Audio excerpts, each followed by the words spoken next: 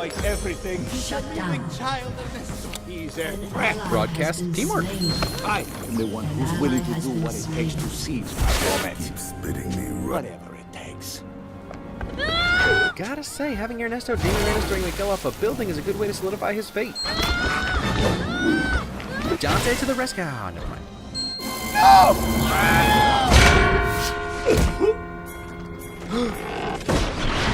Poetic comeuppance. Also a perfect representation of why having family is better than having fans. Fans turn on you in an instant for throwing one kid off a building. Sheesh. I like to think you guys would stand behind me. Choke me up, self-sacrifice. I love that he follows the pedals home, just like his mama said. Mama Coco, please, don't forget it. While this fermenting scene is scaring us all on an existential level, you might be thinking, but Miguel's in the living now. Why doesn't that count? Well, Hector says this earlier.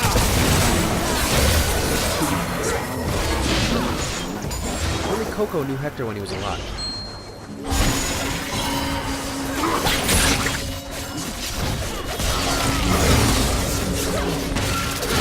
That's the third time I've seen that, and it gets me every time. And I don't think it ever will.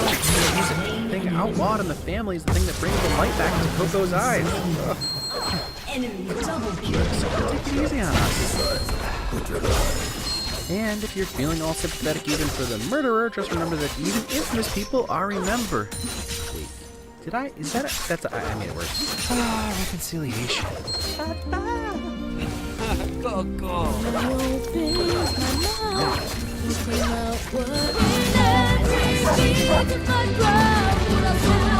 One last Spanish translation just in case the context wasn't clear. Corazon means heart.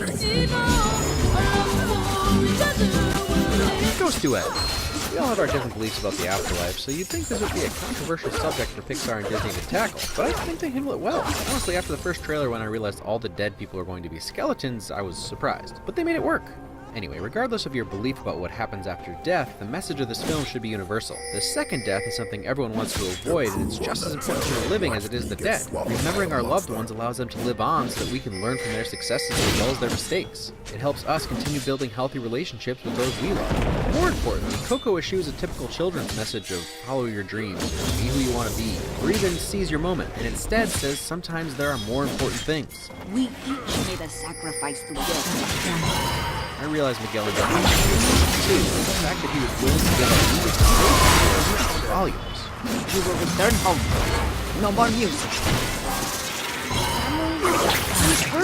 Even Moana technically knows the heart of the ocean quest over her family.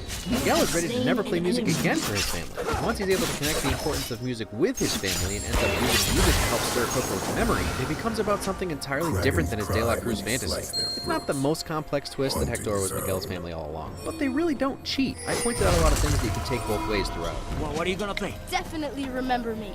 No, not that one. It's also telling that during the entire Land of the Dead part of this movie, De La Cruz isn't even attempting to cross over to living. He's planning the show, throwing parties, rubbing elbows with the famous. Because whether he has a family or not, fame, status, and admiration were always more important to him. Whereas Hector has just been trying to get home to see the one remaining family member who remembers him.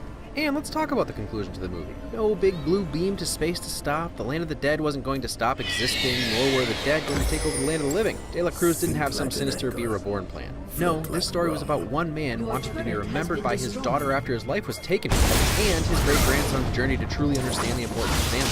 This scene sticks with you on so many levels. In general, Pixar fascinated with Easter eggs and references to other Disney and Pixar films. Humor fits on the Grey Pile, Woody and Buzz, and a few other things.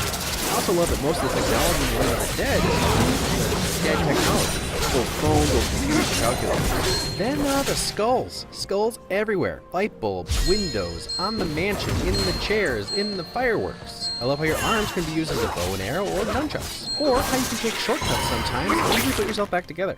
I love that even before we know who Hector is, Dante is trying to get Miguel to stay with his great-great-grandfather since he was a spirit animal all along. And you realize the only reason Miguel runs into Hector is because of Dante. And it all even makes more sense once you realize he's named after De La Cruz's horse. Just in general, if the animals can move back and forth between the worlds, they see things that you don't see. And I know my dog. I I already brought it up, but man, is this film stunning. The towering city of the Land of the Dead is like